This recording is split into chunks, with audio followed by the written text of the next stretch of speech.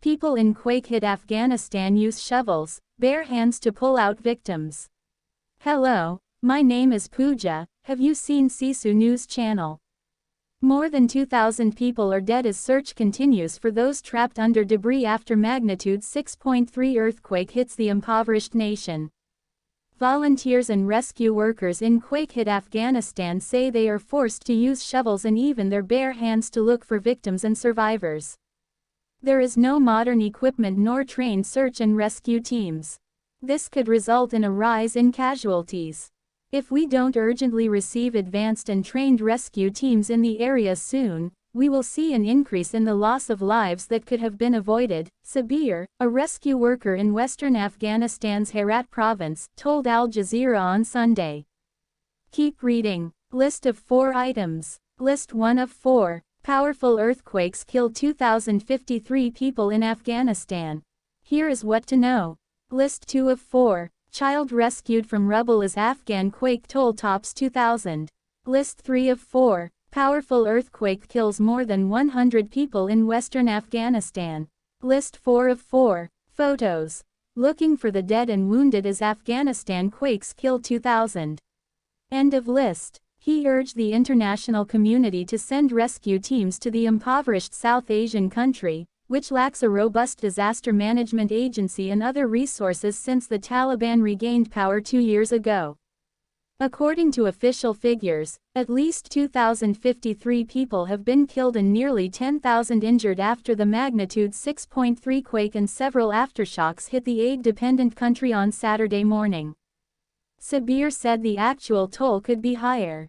We still don't know about casualties because most people, dead or alive, are still buried under the debris, he said, adding that it was hard to put a number on how many are still trapped. Sabir said he was jolted awake when the powerful earthquake shook the ground. It was unlike anything I had experienced before, the 30-year-old told Al Jazeera by telephone. It was a massive vibration, and I felt fear, anxiety and panic altogether, he said. Shortly after ensuring his family's safety, Sabir, an aid worker with a local NGO, reported to work to help with the emergency response.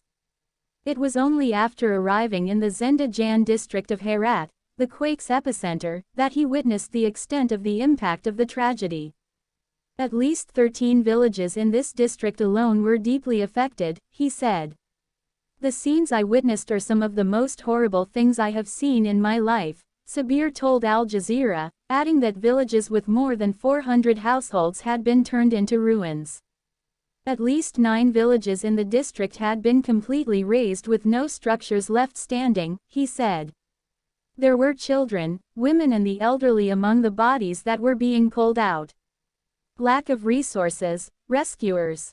Sabir said there was an urgent need for food, water and shelter, especially for women and children who lost their homes. There is a shortage of water and food, and families, women and children, don't have any shelter or tents to protect them from the weather and cold night, he said, adding that volunteers brought in some resources but they were not sufficient. Lots of volunteers from Herat city traveled to these sites, which was very useful and helped save lives, but there is a lot more that is still needed, he said.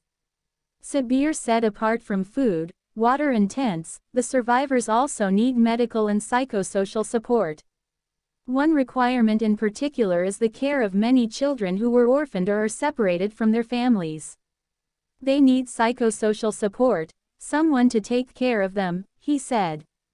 However, a significant reduction in foreign funds since the Taliban takeover in 2021 has left aid-dependent Afghanistan vulnerable to humanitarian crises. Additionally, there is also a dearth of skilled workers because many Afghans with expertise fled the country after the Taliban regained power. Local officials and residents said they are struggling to conduct search and rescue operations. The crisis is already out of the capacity of the local authorities in Herat. It needs a more concentrated response, and there is a need for modern rescue equipment, which we don't have, said Abdul Basit Rahmani, a disaster management expert who has joined the volunteers in Herat. Afghan men search for victims after an earthquake in Zendajan district in Herat province of western Afghanistan. Men search for survivors and victims in the Zendajan district of Herat province. Omid Haju AP photo. Despite mounting challenges, rescuers and volunteers remain hopeful of saving more lives. This village has a population of nearly 2,000. We only found 40 people. The rest are still buried. Many of them are alive, Sabir said as he helped the rescue work in Herat's Naib Rafi village. He said he walked past each pile of rubble that used to be a house and called out to anyone who might reply. I kept calling, "Is anyone there?" And then we heard a voice. "Yes, I am alive," he said. Sabir and his colleagues quickly helped dig a man out alive, the sole survivor in his family. "It was the most distressing moment of my life," Sabir said. Please channel subscribe and click the bell icon. Thank you.